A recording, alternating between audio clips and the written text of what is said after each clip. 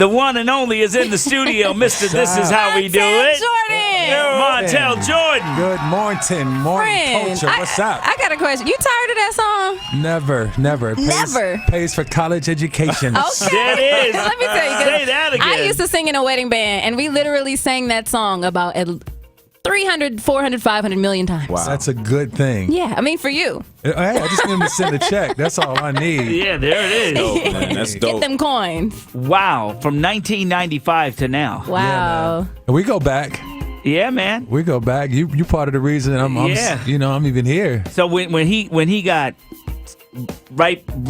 signed, Mm-hmm. Yeah. Kevin called me and was like, "Come to New York. I need you to sit down with somebody." Yeah. And me, Montell, and Kevin Lyle sat down and had dinner Yeah, we before did. it all came out. Nice. Yeah. Before This Is How We Do It. Before Y'all it didn't came know out. how he was doing it yet. No, Nope. Kevin was like, he the future. I want you to meet him. Yeah, it's That's crazy. cool, man. We go back a long time. Congratulations. Thank you, man. Yes. I'm so glad to be with y'all this How morning. many has that song sold? I think I don't know. He's Maybe trying not to brag. 3-4 million. Somebody's playing Just that that one somewhere song. in the world right now. Somebody sure. is spinning. Somebody's jamming. Yeah. People all the time. The real smart people. And you got your son here with you. That's right. So do you realize that you are who you are because of that song? Like you look, It's styling, incredible. you schooling, everything. He got his Every drip, time you his get a drip. new pair of shoes, every time you get a new drip, you better be like, "This is how we do it, They say, Dad. This is how we do it. Yeah. This is how we do it."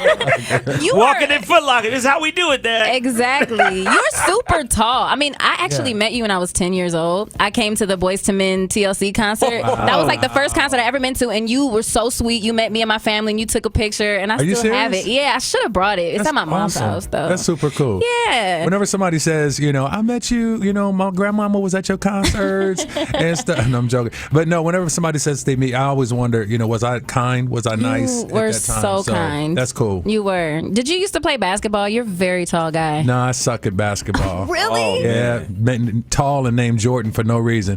But my son got the gift, so that's a good deal. There you go. Nice. Amen for that. All right, so you got a new song out. Yeah, man. Yeah, Could we play it? I'd love to play Okay, it. we're not gonna play it just yet. We're gonna Okay. take a break, Yeah. come back and play that. But Montell Jordan is in the building.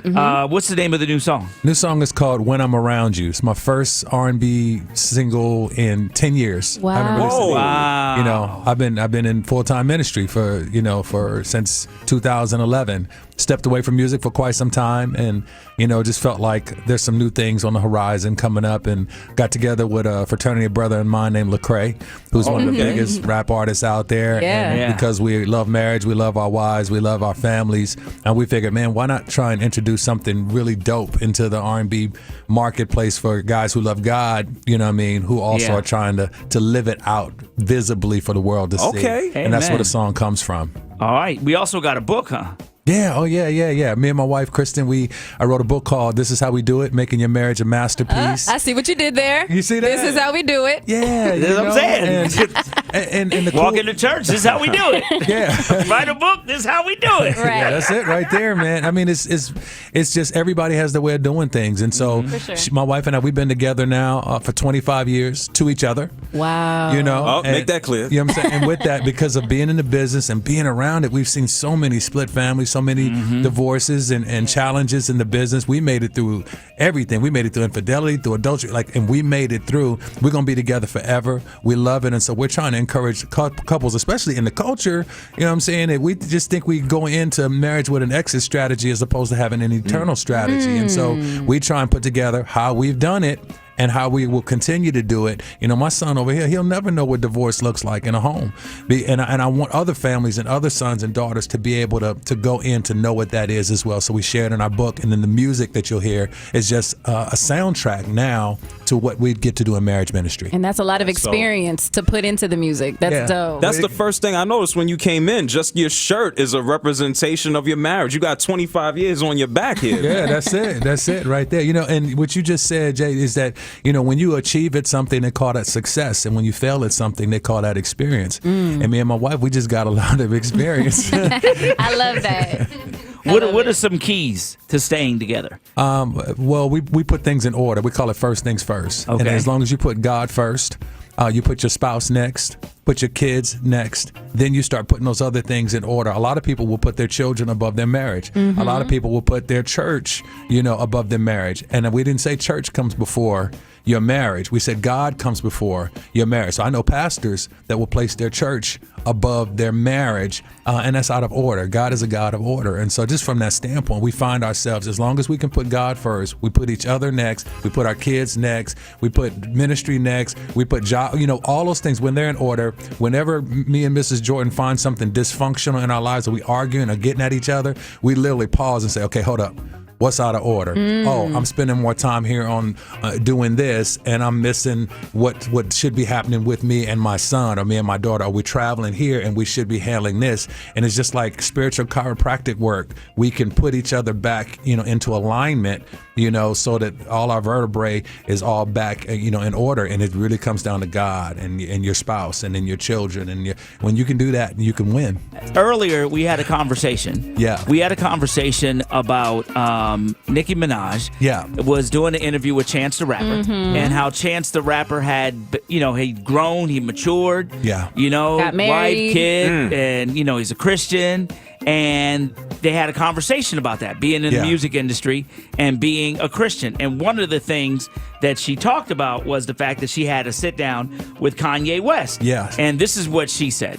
I want to touch on, just briefly, real quick, I know I'm going to go, but what you said about, because I felt the same exact way. Sometimes in the music business, we think that other artists don't believe in God or aren't spiritual as we are and stuff like that. So we automatically go to the normal, oh, what up, you know what I'm saying? And then when you find people, because I was with Kanye, and he told me he's a born-again Christian now. And my first instinct was, I'm so proud of you, because I could see there's a peace that he has now that just surpasses everything. Let me ask you about that. Yeah. When we talk about being a Christian, but being able to do secular music, how hard is that? Extremely. It's doable, but it's extremely challenging, simply because, it's perception, one. If you just go to Scripture, if you believe with your heart and confess with your mouth that Jesus Christ is the Son of God and he raised from the dead, that you'll be saved. Okay, so that's the salvation part of it. Walking out a Christian lifestyle in public or in private, that's the challenging part, because now everybody is viewing you based on how they view Christianity. So me being on V103, but you're a pastor.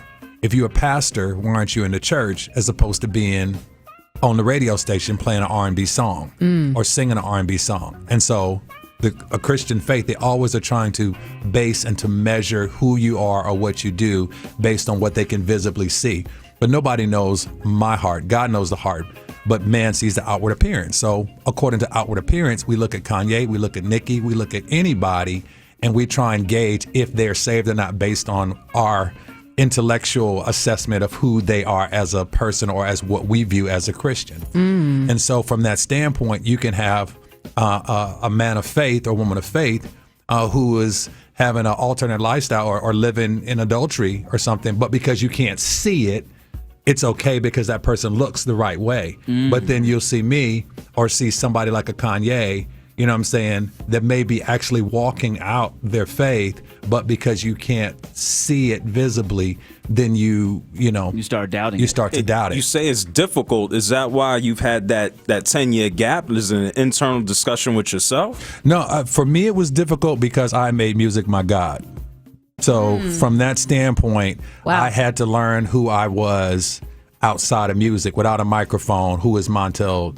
Who is Montell? And from that standpoint, I had to allow, music to die, and I had to kill it myself. Other things didn't kill it. I had to step away. I had to kill it. I had to sacrifice it, knowing that if I kill it, God is the only one that resurrects things from the dead anyway. So for 5 years, I didn't know singing. I didn't know this is how we do it. I did nothing. I was just in church. I was just hidden, and I was just learning how to serve. I was learning how to be learn who am I outside of music. Oh, you're a son. Oh, you're a husband. Oh, you're a father. Oh, you're a friend. Oh, you're a giver. I learned all those things. If I never picked up a microphone again, I learned that music doesn't define me. I define music. And then when I understand that music doesn't define me, I define music, God says, okay, I can trust you with it again. And then I don't just want to use you in the church, but I need to use you for the people that knew you before when you was you, when I was doing a let's go somewhere and get it on tonight. And so that's why I go and I do concerts. I'm with MC Hammer out on concert. I'm out on I love the Throwback to the 90s concert. And I'm out there in places that you don't expect to find church folk out there, basically sharing with people that God loves them and he misses them. And that they're never too far to be able to get to him, because to get back to them. That they are never too far for God to reach them again, simply because you don't have to come to a church to find them. God will come find you where you are. Amen. And that's what I get an opportunity to do. And that catches some flack, and that's okay, because that's what part of my purpose is, to not just love my church and love my community in my church, but also to come outside, because I'm the church. And I bring the church to V103. I bring the church to the Morning Culture. I bring the church to TMZ. I bring the church wherever I go, because if God is in me, then no matter where I am, I take holy ground with me wherever I go.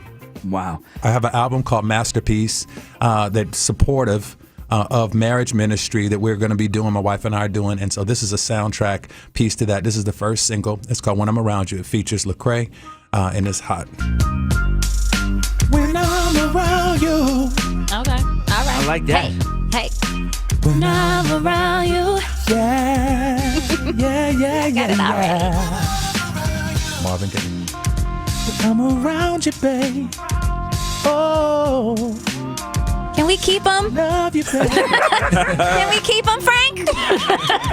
Man, You ain't gonna take care of him? I can feed him. I got watermelon here. I saw that, and I Yeah. was like, yes. See, that's how we keep him. We got chicken around the corner. Jade is a vegan, actually. I am vegan. I'm not Really? very vegan. Yeah. Oh, come on. What? It's too much good meats. Come on, man. Montell, that song This is is great, how I man. do it. Thank you. Yeah, it was great. Congratulations, Thank bro. you, Frank. I appreciate that, man. Yeah, it feels man. good. It feels good. You ain't miss a beat, bro. You've inspired a lot of people today, bro. Man, I hope so. You really have. I know that God is love, man, because he's loved me through who I was, you know what I'm saying, and who I am now. And just the opportunity to come back, to be, in my home in Atlanta, where people are able to hear, not just see what I do, but to hear how God has loved me through songs and through music. I appreciate y'all, just, for people taking a listen. Everybody's listening on their way into work or listening wherever you are today. All right. I'm honored, man. Montell Jordan, everybody, thank you for coming through, homie. Thank Yes, you. sir. We Appreciate you, man. appreciate you. You got to come back again, okay? Absolutely.